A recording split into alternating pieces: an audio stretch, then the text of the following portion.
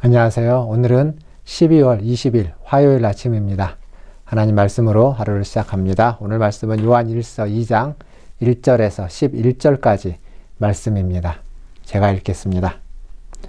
나의 자녀들아, 내가 이것을 너희에게 쓰면 너희로 죄를 범하지 않게 하려 함이라. 만일 누가 죄를 범하여도 아버지 앞에서 우리에게 대언자가 있으니 곧 의로우신 예수 그리스도시라. 그는 우리 죄를 위한 화목제물이니 우리만 위할 뿐 아니요 온 세상의 죄를 위하심이라.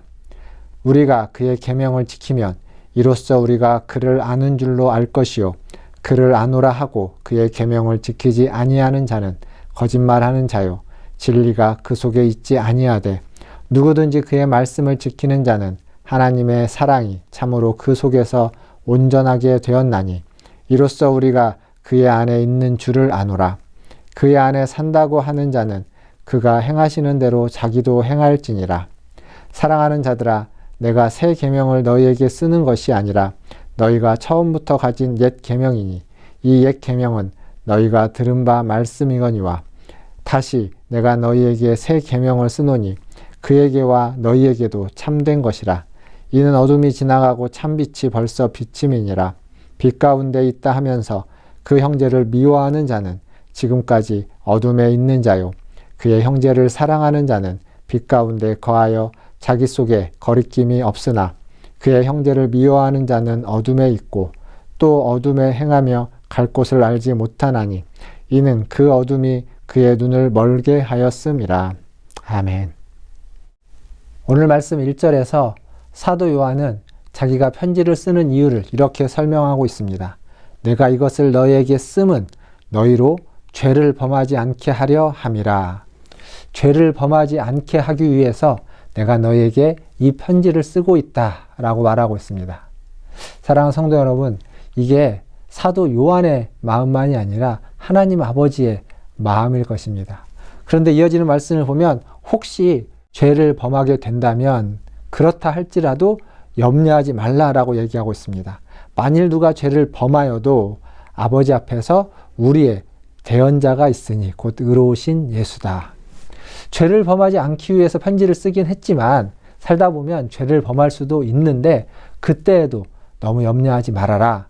그때에도 너희에게는 우리에게는 의로우신 대언자이신 예수 그리스도가 있다라고 말하고 있습니다. 또한 이어지는 말씀을 보면 그는 우리 죄를 위한 화목제물이다 라고 이야기하고 있습니다.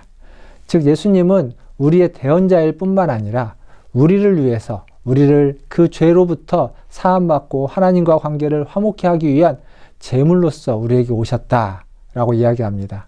그리고 이것은 우리만을 위하는 것이 아니라 온 세상을 위한 것이다. 즉 주님이 화목제물이 되신 이유는 나만을 위한 것이 아니라는 겁니다. 내 옆에 있는 사람, 나의 이웃들, 나의 가족들, 다른 사람을 위하여서도 주님은 화목제물이 되셨다라는 것을 지금 말해주고 있습니다. 사랑하는 성도 여러분, 우리는 하나님의 사랑을, 예수님의 사랑을 받은 자가 틀림없습니다. 그러나 우리만이 아니라 다른 이들도 그 사랑을 받았고 그 사랑을 깨달아 알아야만 하는 사람들입니다. 먼저 주님의 사랑을 받은 자로서 그 사랑을 나누어주고 전해줄 수 있는 저와 여러분 되기를 바라겠습니다. 그리고 이어지는 말씀 보면 3절에 이런 말씀이 있습니다.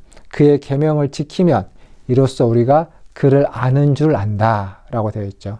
즉 우리가 하나님을 안다고 할 때, 그리스도를 안다고 할 때 그것은 그의 계명을 지키는 것을 전제로 하는 겁니다.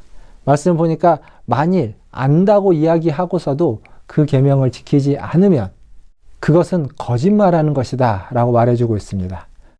즉 그의 계명을 지키는 것이 그를 아는 것이고 하나님의 사랑이 우리 안에서 온전해지게 되는 것입니다. 사랑하는 성도 여러분, 우리가 그리스도 안에 산다라고 말할 때 그것은 그리스도가 하신 말씀에 순종하고 그 말씀을 지키는 것을 전제로 하고 있습니다. 즉 진리와 믿음은 무엇을 얼마나 많이 알고 있는가가 아니라 무엇을 얼마나 많이 실천하고 있는가, 양이 아니라 삶의 질로서 말해주는 것이다 라고 오늘 말씀은 이야기해주고 있습니다. 그래서 삶에 적용하다 보면 때로는 열매가 맺기도 하지만 때로는 시행착오를 할 수도 있습니다. 그러나 그 모든 과정을 통하여서 결국 주께로 나아가고 결실로 이어지게 될 줄 믿습니다.